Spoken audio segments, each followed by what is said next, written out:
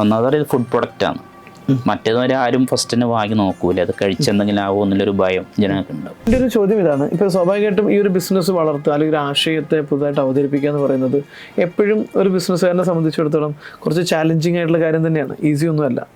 എന്തൊക്കെ പ്രതിസന്ധികളാണ് നിങ്ങൾ ഈ ഒരു ബിസിനസ് പത്തീൻ എന്ന് പറയുന്ന ഒരു ബ്രാൻഡിന് ബിൽഡ് ചെയ്യുന്നതിൻ്റെ ഇടയിൽ നിങ്ങൾ അനുഭവിച്ച പ്രതിസന്ധികൾ എന്തൊക്കെയായിരുന്നു?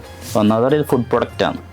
മറ്റേതൊരു ആരും ഫസ്റ്റ് തന്നെ വാങ്ങി നോക്കൂല, അത് കഴിച്ചെന്തെങ്കിലും ആവുമോ എന്നുള്ളൊരു ഭയം ജനങ്ങൾക്ക് ഉണ്ടാവും. അത് പിന്നെ രണ്ടാമത് പറഞ്ഞ വിശ്വാസ്യത, ഓൺലൈനൊക്കെ സെയിൽ ചെയ്യുമ്പോൾ അത് പൈസ അയച്ച സാധനം കിട്ടുമോ എന്നൊരു സംശയം. അങ്ങനെ ഒരുപാട് വെല്ലുവിളി ഉണ്ടായിനി. പക്ഷെ നമ്മൾ നിരന്തരമായി കസ്റ്റമർ ഫീഡ്ബാക്കും, ഒരു കസ്റ്റമർ ഒരു പ്രൊഡക്റ്റ് വാങ്ങിയാൽ അവർ പിന്നെ അവരെ കുടുംബക്കാർ, അവരെ അയൽവാസി, അങ്ങനെ ഒരുപാട് ആൾക്കാർ ഒരു പ്രൊഡക്റ്റ് നമുക്ക് മൾട്ടിപ്പായിട്ട് ബിസിനസ് വരുന്നു. ഒരാൾ ഒരിക്കൽ വാങ്ങിയാൽ മതി, പിന്നെ നമുക്ക് റിപ്പീറ്റ് കസ്റ്റമർ എന്തായാലും വർഷങ്ങളോളായിട്ടുണ്ട്. അതിൻ്റെ ഇടയിൽ മെയിനായിട്ട് പറഞ്ഞ ഈ പ്രശ്നം തന്നെ. പിന്നെ മാർക്കറ്റ് ചെയ്യാൻ നല്ല ബുദ്ധിമുട്ട്. ഇത് നമ്മൾ നാച്ചുറലായ പ്രൊഡക്റ്റാണ്, ഇതിൽ പ്രിസർവേറ്റീവ് ചേർക്കില്ല, 2 മാസം വാലിഡിറ്റി ഇല്ല. എന്നിട്ട് നമ്മൾ കൊറിയർ അയച്ച റിട്ടേൺ വന്നാൽ അത് നഷ്ടമായി, അതിന് നമ്മൾ കഴിക്കണം, കസ്റ്റമർക്ക് കൊടുക്കല്ല. ഞങ്ങൾ അത്രയും ഫ്രഷ് ആയത് കൊടുക്കാറുള്ളൂ. പിന്നെ കുറച്ച് വേറെ പ്രശ്നം എന്ന് പറഞ്ഞാൽ മാർക്കറ്റിംഗ് ആണ് മൈനിൻ്റെ പ്രശ്നം. പക്ഷേ ഇത് അവയർനെസ് കൊടുക്കണം ജനങ്ങൾക്ക്, എന്താ പ്രൊഡക്റ്റ്, കാരണം ഇതിൻ്റെ എഫക്റ്റ് എങ്ങനെയാണെന്ന് കഴിച്ചറിയാണ്ട് ആൾ വിശ്വസിക്കില്ല. ഇപ്പം നമ്മളൊരു പ്രൊഡക്റ്റ് കൊടുത്ത് സാധാരണ പ്രൊഡക്റ്റിൽ അവർ പറയും ഇതിങ്ങനെ മാറ്റം ഉണ്ടാകുന്നേ പറയുള്ളൂ. പക്ഷെ നമ്മൾ കൃത്യമായ റിസൾട്ടിൻ്റെ അടിസ്ഥാനത്തിലാണ് കൊടുക്കുന്നത്.